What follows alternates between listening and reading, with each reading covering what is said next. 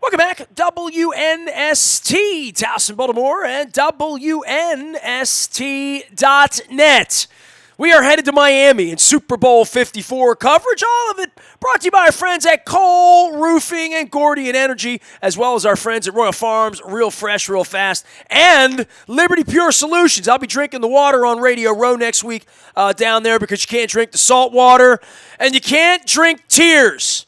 But my cup runneth over, Luke Jones. The AFC Championship game. You know, if Tennessee came in here and Trent Dilfer'd us and rolled on to a championship, I wouldn't feel nearly as sort of sour as I do about whatever that was on Sunday that showed up there, as well as the Green Bay Packers.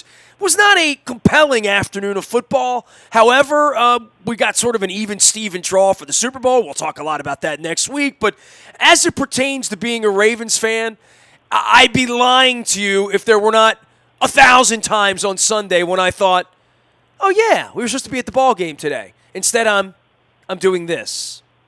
Yeah, I think that was a popular sentiment. In fact, as I told you, my consolation prize for the Ravens losing was I got to help my sister and brother-in-law move on Sunday. So, I mean, that's how's your hamstring? Yeah. I got to wake up sore and reflect on a season that had so much promise and went up in flames in the divisional round. But I love you, man. You're a writer. You use the word reflect. Exactly. We've all had a week to reflect.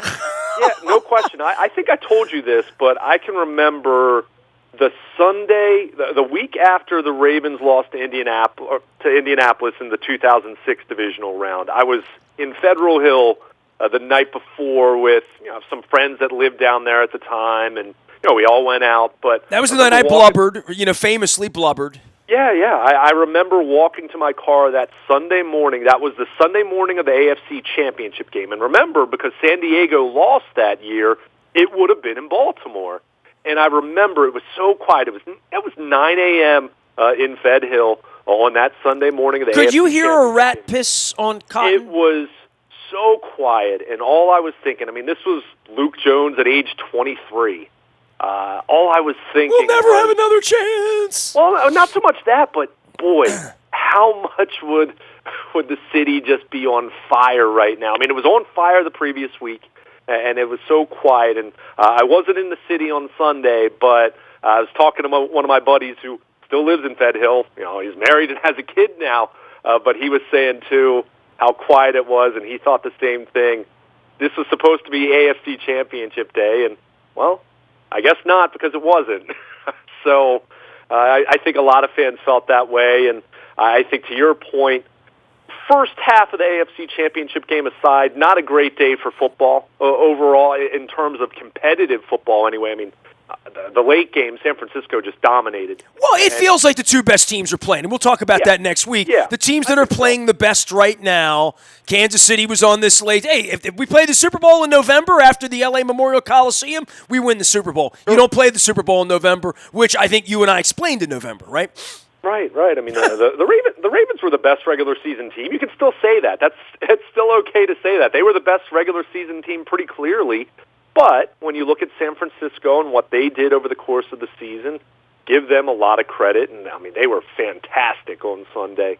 Green Bay, and maybe we should have seen it coming. I think a lot of people tried to talk themselves out of that one after what we saw in the Sunday night game back in November with San Francisco taking care of the Packers in the way they did. And, I think Kansas City, a lot of people really fell asleep on them. Early on it was New England with their defense playing so well. Obviously, the Ravens the second half of the year were the class of the NFL and certainly the class of the AFC. And Kansas City, Mahomes gets the scary-looking knee injury on that Thursday night game. He missed a couple games, certainly missed some time, but I think everyone kind of forgot about him.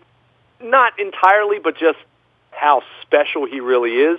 And I think a lot of people were sleeping on Kansas City's defense getting better. It's not great, but it's better. And you look at what they did against Derrick Henry in the second half of that game. It helped that they had a lead, that's for sure, but their defense played pretty well in the second half, and he was a total non-factor, unlike what he was able to do against the Patriots and against the Ravens. So I think you're right at the end of the day. Yeah, you can still argue the best team didn't make the Super Bowl, but in San Francisco, I mean, the 49ers were the class of the NFC, and the Chiefs, when you kind of go back and include last year and the dramatic, heartbreaking way they lost to the Patriots in the championship game last year, I think anyone looks at that and says, that should be a pretty darn good Super Bowl on paper. Well, and it's hard to hate on the Chiefs, right? Like, I swear to God, there were 5 times in the game on Sunday where I looked at it and thought, the Chiefs are going to go to the Super Bowl. Are they even allowed to go to the Super Bowl? Like, I know, right? You know, I mean, it would be the same thing with the Browns getting there or the Lions getting there at this point. Or, you know, I don't even know what else in sports. I mean, dude, we've now lived long enough, and I'm 51, that the Cubs won. The Red Sox won. Then they won again. Then they won again. Then they won again. So, you know, the New England Patriots were dregs forever. They've been incredible for 20 years. But the Kansas City story and, you know, Jeff Montgomery and Brian McRae blowing my phone up in the aftermath. You know what I mean? Like, genuinely excited people. And I guess they would be even more excited had the Royals not kicked our ass and you and I be there to witness it a couple of years ago in the ALCS. But, you know, a pretty special thing, I think, for Kansas City. You know, I'm an old guy, right? So I saw you tweeting about Joe Montana. I feel the same way. And, you know, I was certainly, I was 20 years old when that was going on. So that was that was a big deal, seeing Joe Montana go over. And they almost played each other. They both were very good in the aftermath, and Steve Young. And Len Dawson, who, you know, I saw play as a young kid out at Memorial Stadium when he was falling apart at the end.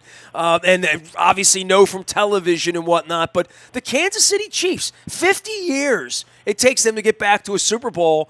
When you see that, and when you've been to Kansas City, as I've been many, many times, for games, for summer fun, for Royals games, for whatever, you know, the passion they have for the Chiefs out there. You know what, man? You know, other than the color red, which I'm not down with lately, I would say it's going to be a fun week because I think they're going to arrive early and often. And it's going to be a carpet ride for the Chiefs fans. I think it's going to be fun having Chiefs fans in South Florida next week.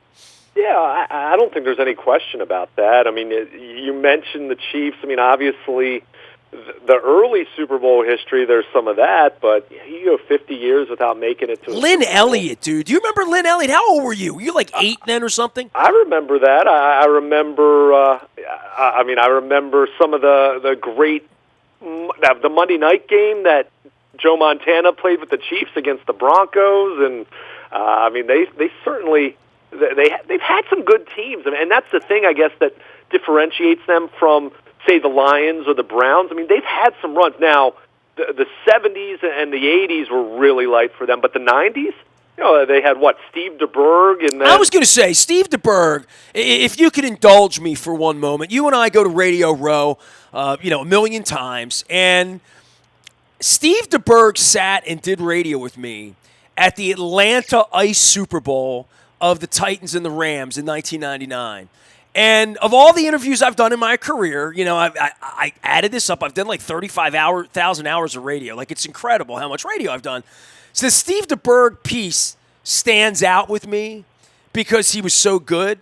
And I found that piece last year. Now, dude, he's not a Hall of Famer, and all I ran was Hall of Famers last July. But I remember having this 25-minute chat. Me, Andy Mueller, and Scott Panion sat in the basement 2 days before the Ray Lewis nonsense went on. It was literally that Friday of Super Bowl week, and I found the interview, and it's just as good as I thought it was.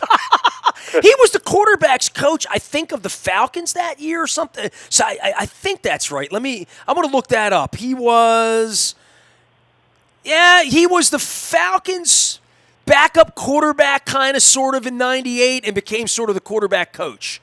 So he was like super duper fresh out of playing. Like, he was 43 years old or 44 years old, and he was signed as a backup by Dan Reeves.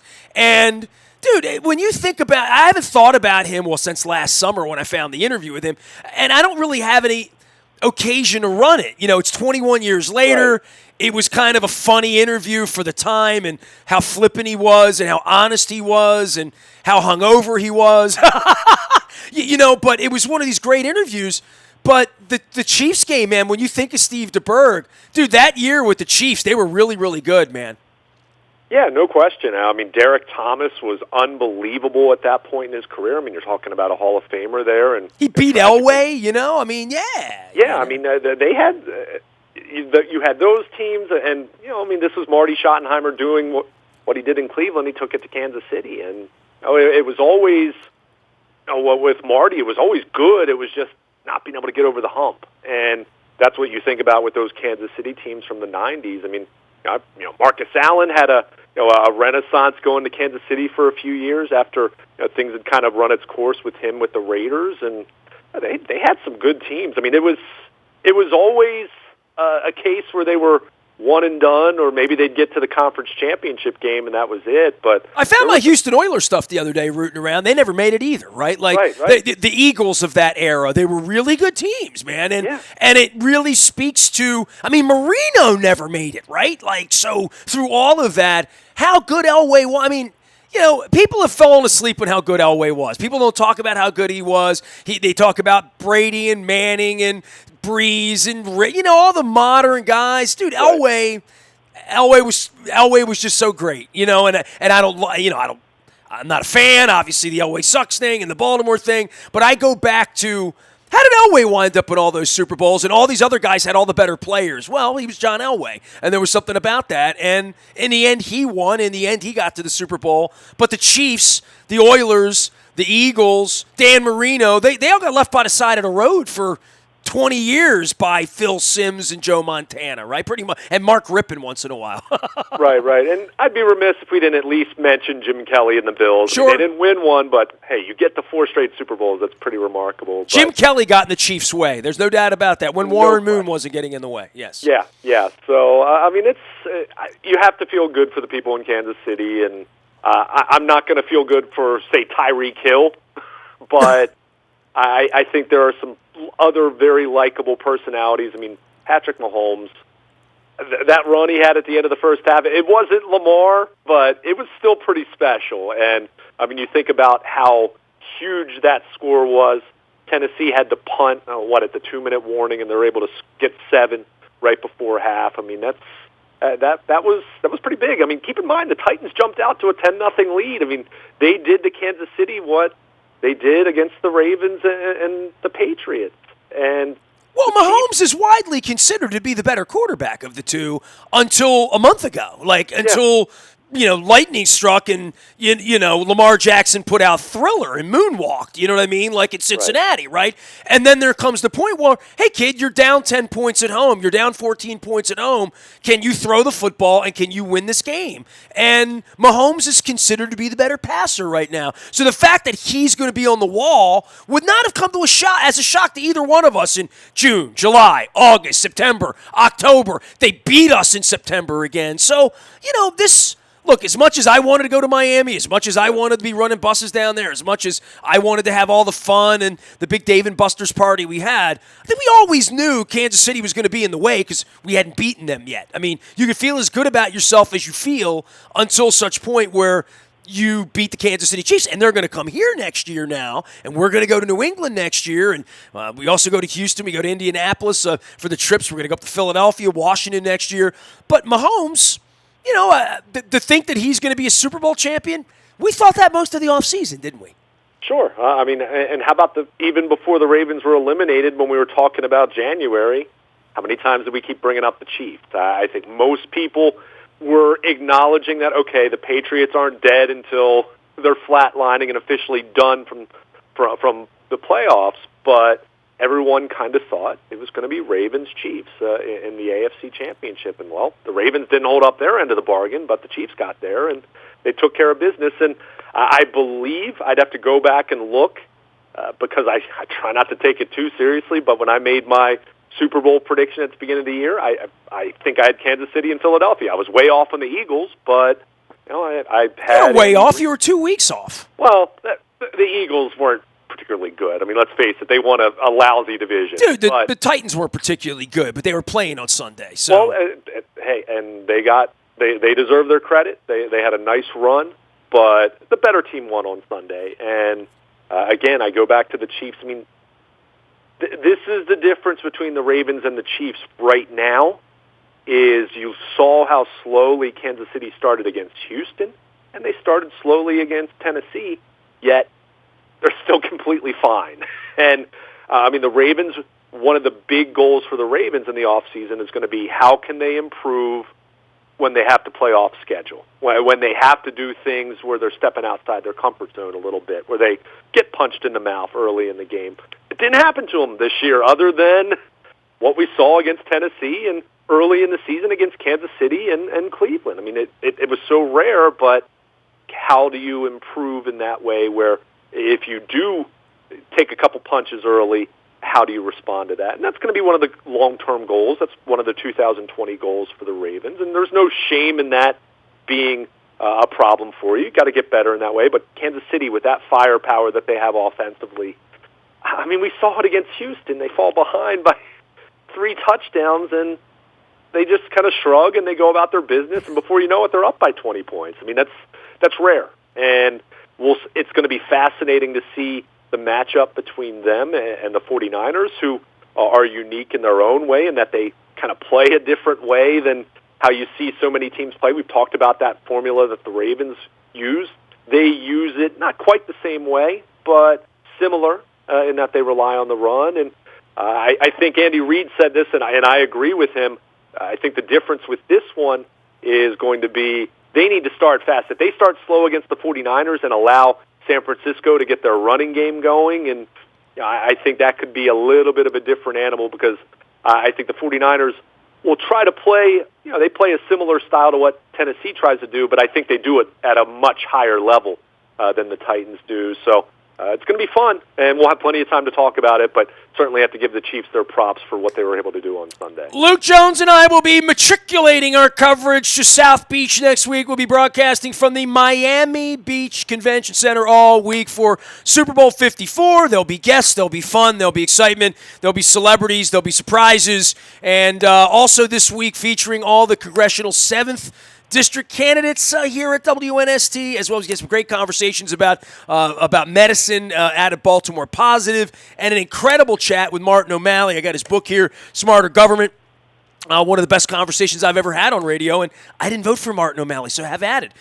You can find that out at Baltimore Positive. Next week, Luke and I will be tableside somewhere in South Beach. Luke, I think we should go sandals next week, man. I saw the forecast, like mid-70s. I'm going to try to not have this be, devastating as it is for all Ravens fans. It takes a little while. That cooling off period, I remember that from 06. I remember that from 9 and 10 and 11 and 12, right? We didn't have to worry about that in 13 because it felt so good.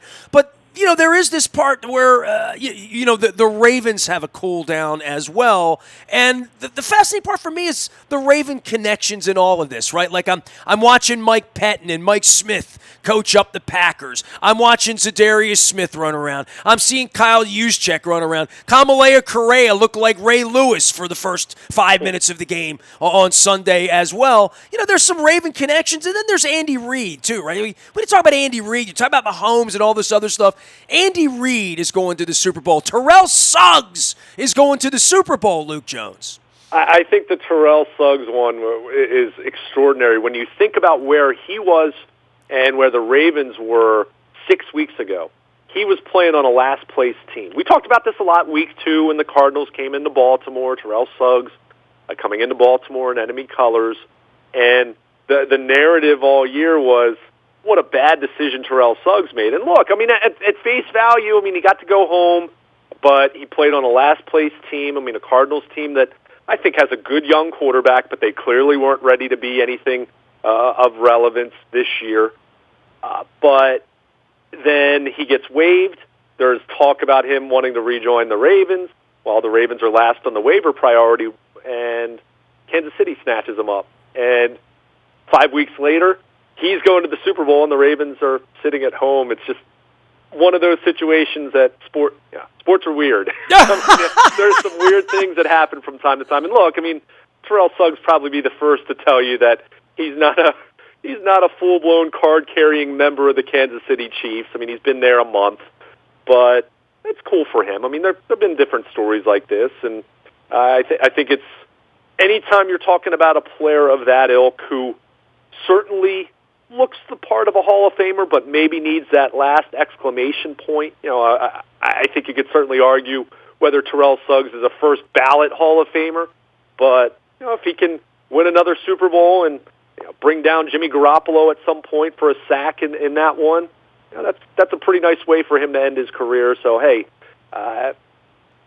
nice for him. I think Ravens fans, there shouldn't be any reason to feel like you can't root for Terrell Suggs. I mean, he wasn't a lifer, but Ed Reed left his final year as well, and that was fine. So whatever. I'm pulling for the Chiefs just because, I want the Chiefs to win. They've never won. They're there. Let's get this out of the way so we can go beat the defending champions next year, and hopefully at some point have an AFC Championship game here. I mean, the part of it that was not lost on me was finding pictures of me on my Facebook timeline from 7 years ago and 12 years ago holding AFC Championship game tickets. I was going through all of my boxes of stuff this weekend, sharing my Rush autographs, and I found some old Pearl Jam stuff and whatnot. And I did find yet another phantom. I must have 5 or 6 phantom AFC Championship game tickets through the years that came with PSL tickets and whatnot. Yeah. And at some point, I'm going to get them all in the palm of my hand and sort of fan them out over the years. But none of them have been used. None of them have been perforated, Luke. No question. And it's wild to think the last time the Chiefs were in and won a Super Bowl, they were part of the AFL. And the last time that Baltimore hosted the AFC Championship was the first AFC Championship game. They hosted the Raiders in 1971, early January. So it's been a long time for them, and I think for the Ravens, while the Ravens have been very successful over the last 2 decades, 2 Super Bowl championships, other playoff runs, and conference championship game appearances, it'd be nice to host one of those in Baltimore. There's no question about that. I mean, we've had wild card games, we've had divisional games here, but to have a conference championship game, to play in a game in which if you win, you're going to the Super Bowl, to play that in your home stadium, that's special. And you saw that firsthand with Kansas City and with the 49ers, although they're not playing in San Francisco anymore. But to do something like that in your own building, I mean, that's a pretty special thing. So, I don't really dislike either of these teams. I think both these teams have some qualities to like. I think there's a possibility of this being a terrific Super Bowl, but I think we've had some other good Super Bowls here in recent years. So I don't know if it's any better per se than some recent matchups, but I think I like the contrast in styles. I think that's going to be fun, and certainly a 49ers defense that's played pretty darn well, and having a chance to see if that front and their secondary can slow down Patrick Mahomes and the Chiefs. I don't know if that can be done at the end of the day, but it's going to be fun to watch it anyway. Best week of the year, as always, Super Bowl week. We'll be matriculating our coverage to Miami Beach. Luke and I will be on the scene all week long next week. Make sure you're joining us for that. I will have lots and lots to say about baseball and cheating.